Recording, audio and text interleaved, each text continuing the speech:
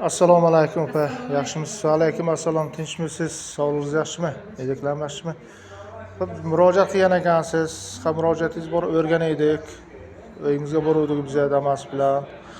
Bachalaringizga oyliklar chiqdimi?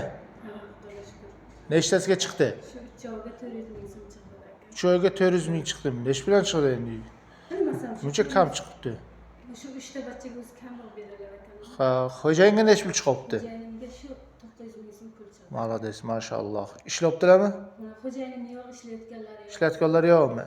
Yaxshi. Ana hech bo'lmasa mana o'sha ikkinchi guruh nogiron pul nimasicha 900 ming xo'jayiningiz bo'lsa, 400 ming bachalarga bo'lsa, 1 million 300 ming so'm bu mana. O'zingiz ham ishlarga chiqyapsiz nasib bo'lsa. Ha, yaxshi. Boshqa muammolar, nima muammolar boshqa? Uyni ustunimi?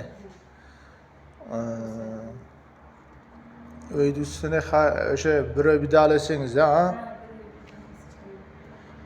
Mana buni hozir guruh mana buni kanalda hozir masalan saxovatpesha insonlarimiz mana Urgutga o'sha homiylarimiz bor.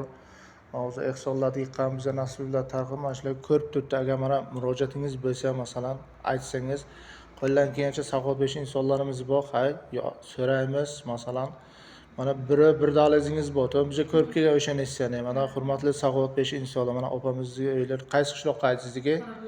Qorabuloqqa aytib biz uylarni borib ko'rganmiz. Haqiqatan sharoitlari og'ir. Masalan, xo'jayinlari ikkinchi guruh nogiron, ikkinchi guruh nogiron sudurga kasalliklari bor, ishlash imkoniyati yo'q. Masalan, bachalarga Gepatit B'lari borda, endi og'ir mumkin emas. gepatit B'lari bor ekan. Mana mumkin farzandlariga oylik chiqmasa, uni kerakli tashkilotlarga murojaat qildik. Mana xo'jayinlarga ham ikkinchi guruh nogironligi bor deb nafaqa chiqmadi, ularni chiqardik. Qo'ldan kelgancha baraka topsin. Bir oy bir daliz uylari bor, paxsadan qilingan. Uni biz syomkasini ham olgan edik. Nima qilindi? Lekin gruppaga qo'ymagan edik. O'shani masalan qo'llaridan kelsa masalan 20 ta bola olib ketadimi, masalan 30 ta shipir ketadimi, shu narsaga amaliy yordam bersalar, mana nechta farzandingiz bordi? 3 ta farzandlari bor, ha. Alloh ajrini bersin sizlarga masalan. Bu ishdan qaytmasa Xudodan qaytar. Buni qo'llaringizdan kelsa yordam beringlar, masalan bizga mana murojaat qilinglar, biz ham xohlasangiz o'zlarini sizlarga olib boramiz, sharoitlarni ko'rsatamiz. Xohlaganlar o'zlaring masalan ko'rib, nima qilib olib bersalar bo'ladi. Savob bilan bizga hozir yegulikka masalan o'sha ehtiyojlari bor ekan, bu bozorlik kerak ekan. Endi shu yerga chaqirdik avvalo bilan opajon, avvalo uzib masalan endi prosta sal chaproq uchun sizni chaqirdik shu yerga qo'ldan kelgancha endi xafa bo'lish yo'q bizda opajon.